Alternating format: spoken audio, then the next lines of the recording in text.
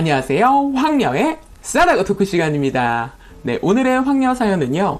시어머니의 부적절한 행동 때문에 연을 끊어버리게 된 어느 한 며느리분의 사연입니다. 사연 읽기 전에 구독과 좋아요, 많은 공유 부탁드릴게요. 저는 대학에서 만난 현재의 저희 남편과 결혼해서 잘 살고 있습니다. 이렇게 큰 소리 뻥뻥 치면서 살기까지는 정말 우여곡절이 많이 있었고 온갖 수모를 받으며 살았던 것 같습니다. 저와 남편에게는 한결같은 꿈이 있었기에 저희는 대학을 졸업하고 꿈을 이루기 위해 노력해왔습니다. 둘 다 변호사가 되기를 원했었고 법조인이 되기 위해 피나는 노력을 했습니다. 사실 남편은 저 때문에 꿈을 꾸게 되었던 것이고 그때 당시 남편네 집에서는 무척 좋아했습니다. 그냥 부모님이 가라고 해서 대학에 진학했고 그닥 뭘 하고 싶었던 게 없었던 사람이었거든요. 집도 좀 살고 바로 취업하지 않더라도 큰 문제가 없는 집안이었습니다. 공부야 어려서부터 학원에 가외, 집에서 많은 지원이 있었기 때문에 대학은 어찌어찌 들어갔다고 들었습니다. 남편은 저에게 이런 말들을 모두 솔직하게 했었기 때문에 제가 남편에게 더 호감이 갔었고 결혼까지도 생각했던 사람이었습니다. 그렇게 저희는 대학 졸업 후 로스쿨에 들어가게 되었고 문제는 돈이었습니다. 저는 장학금을 받긴 했지만 그 외에도 들어가는 돈이 많아서 힘들기는 했습니다. 그러나 남편네 집에서 저를 일단 굉장히 좋게 봤기 때문에 저에게 들어가는 돈까지 모두 지원해 주신다고 하셨고 저는 너무 감사했습니다. 그러면서 본인 아들 많이 도와주면서 잘 해보라고 하셨습니다.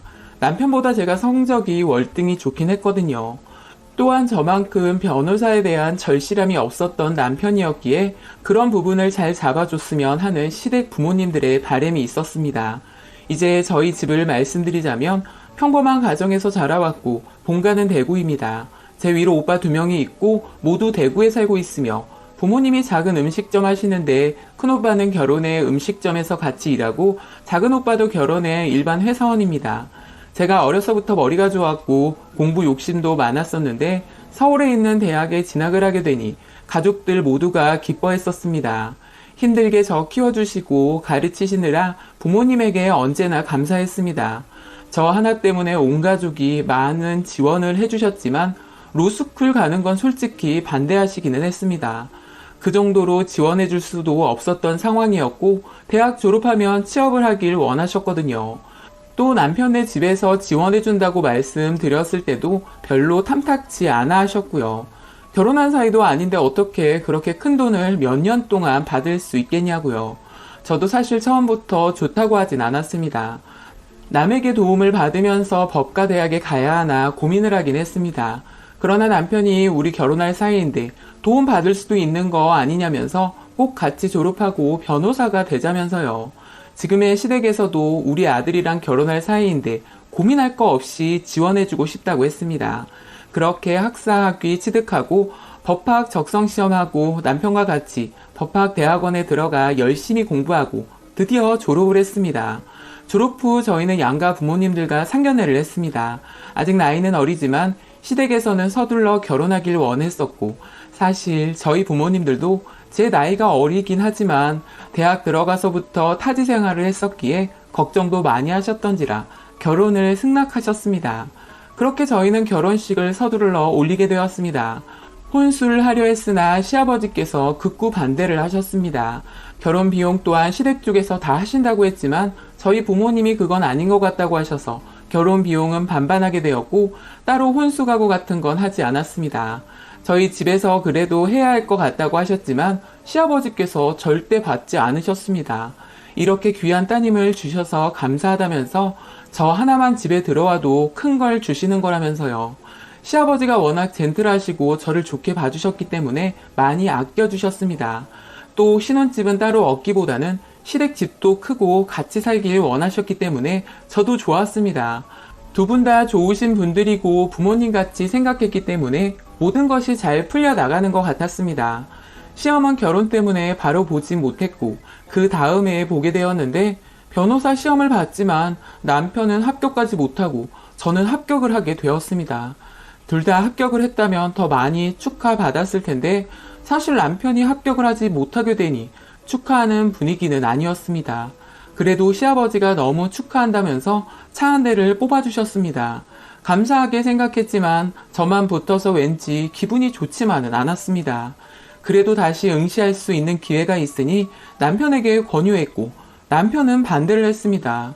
사실 시부모님도 마찬가지였지만 저 또한 남편이 안정적으로 군대 가기 전에 시험을 다시 응시해서 합격한 후에 입대하길 원했지만 남편은 달랐습니다.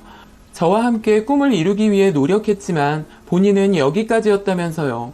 제가 꿈을 이루었으니 본인은 이제 더는 원하지 않는다면서요. 사실 남편은 포기하려고도 했었지만 그런 남편을 버티게 했던 건 제가 옆에서 많이 조언해주면서 버텼었는데 더는 바랄 게 없다고 하더라고요. 그러나 남편이 시험을 합격해야 군 법무관으로 입대할 수 있었는데 모든 걸 포기한다는 말에 가족 모두가 충격이었고 힘들었습니다. 그 후 남편은 군대를 입대하게 되었고 남편과 헤어져 있어야 했기 때문에 그게 더 힘들었던 것 같습니다. 그렇게 입대를 하고 마침 시아버지도 사업차 해외에 나가야 했었고 집에는 저와 시어머니만 남게 되었습니다. 문제는 그때부터였습니다. 전혀 다른 사람으로 돌변해버린 시어머니의 행동과 태도에 저는 정말 힘들었습니다. 사람이 그렇게 변할 수 있는지 몰랐습니다. 혼자만 시험에 통과되면 어쩔 거냐면서 본인 아들 제치고 혼자만 변호사 될 거냐면서 그 꼴은 못 본다고 하시더라고요. 지금 아들은 군대까지 가서 마음이 찢어지는데 기어코 너 잘났다고 변호사 되겠냐면서요. 지금까지 힘들게 공부하고 노력해서 꿈이 코앞인데 시어머니의 말에 저는 이해하기 힘들었습니다. 남편과 함께 노력해서 얻어낸 부분인데 남편은 떨어지고 저만 합격되었다고 저렇게 말하시니 황당했습니다. 그 후에도 시어머니의 막말은 계속되었습니다. 너가 누구 때문에 공부하고 시험까지 치를 수 있었는데 다 너가 그렇게 잘나서 된 줄 아니? 건방 떨지 말고 집에서 살림이나 배워. 남편 제치고 너만 그렇게 잘 되면 되는 거니? 그리고 내가 왜 돈을 보태줬겠어? 그건 우리 아들이랑 너가 나란히 변호사가 되라고 보태준 거지. 우리 아들도 포기한 마당에 너만 잘 되면 되겠니? 난 그 꼴 못 보니까 취업할 생각 하지도 말아라. 어머니, 그게 무슨 소리세요? 지금까지 제가 얼마나 노력해서 얻은 건데 그걸 포기하라고요? 그것도 재현 씨가 포기했다고 저까지 포기하라니요. 말도 안 돼요. 저 그렇게는 못하겠어요. 뭐가 어째? 포기를 못해? 집불도 없는 걸 도와주고 결혼까지 시켜놨더니 어디 시어머니 말을 거역한다는 거야? 결혼할 때도 몸만 딸랑 들어오더니 너 진짜 철면피구나. 어디 네가 변호사가 될 수 있는지 두고 보자. 지금까지 지원해 주셨던 거 감사하게 생각하고 있어요. 그렇다고 지금까지 열심히 했는데 포기할 수는 없잖아요. 저 면접도 볼 거고요. 꼭 변호사 될 거예요. 그렇게 시어머니와의 분란은 계속해서 이어져 갔고 남편이 없는 빈자리가 너무나도 크게 느껴졌습니다. 또한 시아버지까지 안 계셔서 더 힘들었던 게 사실입니다. 그뿐만 아니라 친구들 만나서 조금이라도 늦게 들어오면 아주 난리가 났었고요. 남편 없다고 밖으로만 돌고 싸돌아다닌다면서 욕이란 욕을 다 하시더라고요. 시어머니와 한 집에 있으면 숨이 막혀버릴 것 같은데 제가 집에 어떻게 같이 있었겠어요. 부모님 걱정되실까봐 시어머니의 그런 행동에 대해서는 말도 하지 못했습니다. 남편도 힘들게 군 생활하고 있는데 더 힘들 것 같아 말하지 않았었고요. 저는 사실 시어머니 말 들을 생각이 전혀 없었거든요. 그러던 어느 날 밤 11시 정도쯤에 집에 들어갔는데 시어머니가 거실에 앉아 저를 기다리고 있더라고요. 역시 잔소리하려고 그러시나 싶었는데 제 앞에 사진 몇 장을 던지시더라고요. 너 이러고 다니는 거야? 어디 결혼한 여자가 남자들하고 술을 먹고 다녀? 지금도 이러고 다니는데 변호사 생활하면 얼마나 밖으로 돌겠어? 또 내 아들을 얼마나 무시할 거야? 저는 너무 놀라 사진을 봤더니 친구들하고 저녁 식사하며 술 먹고 있는 사진이 제 눈에 들어왔습니다. 진짜 이제는 하다하다 며느리 뒷조사까지 하고 다니다니요. 저는 너무 기가 차서 지금 제 뒷조사하고 다니시는 거예요? 어머니, 이거 불법인 거 모르세요? 도대체 저한테 왜 이러시는 거예요? 제가 도대체 뭘 잘못했다고 이러시냐고요? 몰라서 물어? 너가 잘못한 건 너 혼자 변호사 됐다고 꼴값 떠는 거야. 여자가 그 정도 공부했으면 됐지. 뭘 더 얻으려는 거야? 어른이 말하면 고분고분하게 알았다고 해야지. 누가 너 보고 나가서 돈 벌어 오라고 했어? 너 내 말 안 들었다가는 큰 코 다칠 줄 알아. 알았어? 방으로 들어온 저는 눈물이 쏟아졌고 너무 힘들었습니다. 만약 남편이 나오기 전까지 제가 버틸 수 없다면 남편과 헤어져야 하는 건지 고민도 되었습니다. 그러나 저는 남편을 많이 사랑했고 남편 또한 한결같은 마음이었습니다. 이렇게 힘든 생활이 지속되면서 저는 점점 지쳐갔고 결국 저는 결단을 내려야만 했습니다. 시어머니에게 말을 하지 않고 저는 취업 준비를 시작했고 면접을 보게 되었습니다. 그러나 면접을 보게 되던 날 저에게는 엄청난 사고가 나고 말았습니다. 제가 그날 차까지 끌고 나가면 시어머니가 혹시 이상하게 생각할 것 같아 대중교통을 이용하게 되었는데 큰 길가로 걸어가던 중 차에 치게 되는 큰 사고가 발생하게 되었고 저는 심각한 중상을 입어 병원에 입원을 하게 되었습니다. 골반이 다 으스러지게 되었고 다리 골절과 안아 골절까지 오게 되어 몇 번의 수술을 받아야만 했습니다. 저는 오랜 시간 병원에 입원하게 되었고 그 사이 시아버지도 한국으로 들어오셨습니다. 친정 부모님들도 올라오셨고 정말 왜 나에게 이런 일들이 일어났는지 너무 힘들었습니다. 수술을 하고 나온 저의 귀에 속삭이던 시어머니의 말을 듣고서야 짐작을 하게 되었습니다. 내가 너 변호사 못한다고 했지? 진작 말을 듣지. 왜 안 들어서 이 험한 꼴을 당하니? 저는 이 말을 듣는 순간 사고 또한 시어머니가 꾸민 일이 아닌가 싶었고 그때부터 저는 시어머니가 사람으로 보이지 않더라고요. 병원에 반년을 넘게 입원을 했었고 그 이후에도 재활치료를 받으면서 시간이 흘러갔고 휴가를 나온 남편 얼굴을 보니 눈물이 쏟아져 나왔습니다. 그러나 남편에게는 아무 말 하지 못했고 일부러 하지 않았습니다. 남편 제대하기만을 기다렸습니다.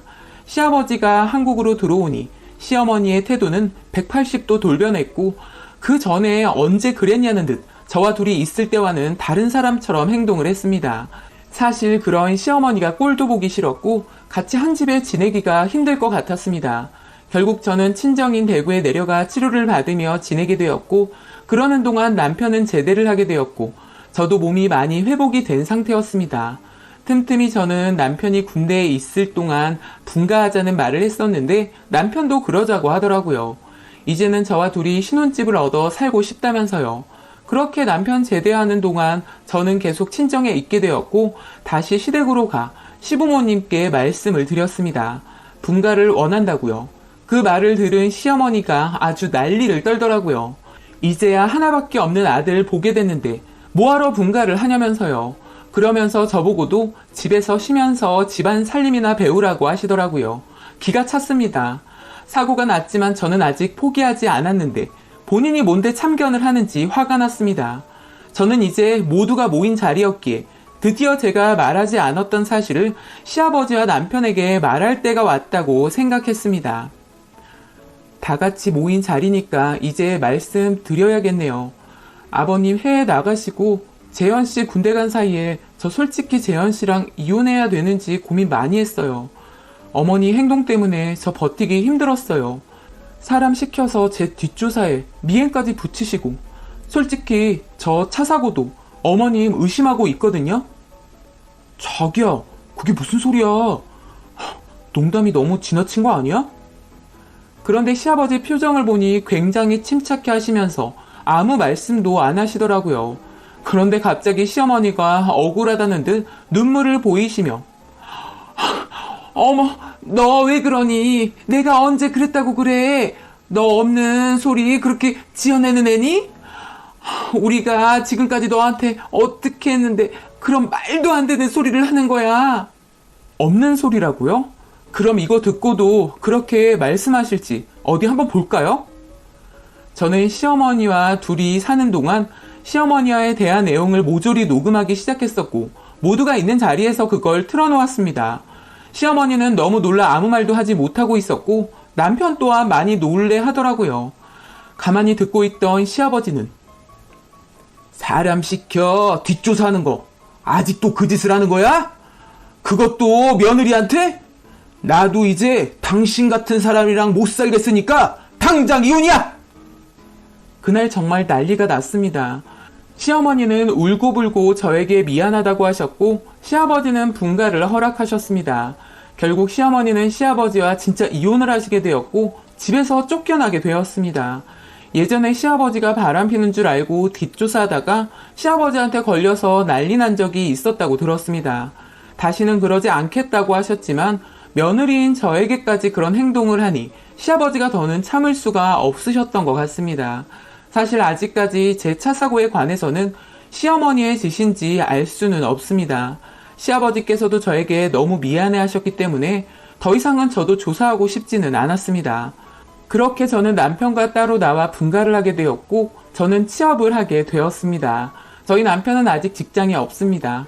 한동안 쉬면서 요리 배우고 있는데 요리가 체질인지 음식이 날이 갈수록 맛이 좋아지더라고요. 여자가 나가서 일하고 남편이 집안일하면 뭐 어떤가요? 그리고 전 남편이 집에서 살림한다고 해도 다 좋습니다. 언제나 남편의 의견을 존중해 주니까요. 남편 또한 저의 의견을 존중해 주는 멋진 사람입니다. 시어머니는 이혼당하고 쫓겨나가 살고 있습니다. 남편은 아직까지는 시어머니 용서가 안 된다고 하네요. 제가 사연을 보내긴 했지만 주절주절 말이 너무 길었던 것 같습니다. 사실 시어머니와의 분란은 이 외에도 너무 많지만 중요한 몇 가지 사건만 말한 겁니다. 저 밖에 못 나가게 하려고 신발을 싹 다 물에 넣어둔 적도 있었고 제가 쓰던 화장품을 쓰레기통에 다 가져다 버린 적도 있었습니다. 그렇게 힘든 상황을 버틸 수 있게 한 건 바로 남편을 믿었기 때문입니다. 남편도 나이가 들고 아이를 낳으면 언젠가는 시어머니 용서하긴 하겠지만 저는 두 번 다시 보고 싶지는 않습니다. 아이를 낳아도 보여주고 싶지도 않고요. 사실 아직도 마음은 교통사고를 꾸민 일은 모두 시어머니라고 생각하고 있기 때문에 꼴도 보기 싫습니다. 이혼당하고 쫓겨나 쌤통이긴 하지만 아직까지 용서하기는 힘드네요. 라고 사연 올려주셨습니다. 사연에 나온 이름은 모두 가명이니 오해 없으시길 바랍니다. 오늘의 사연 여기까지였고요. 많은 공유와 여러분들의 생각이나 느낀 점이 있다면 댓글로 표현해 보시기 바랍니다.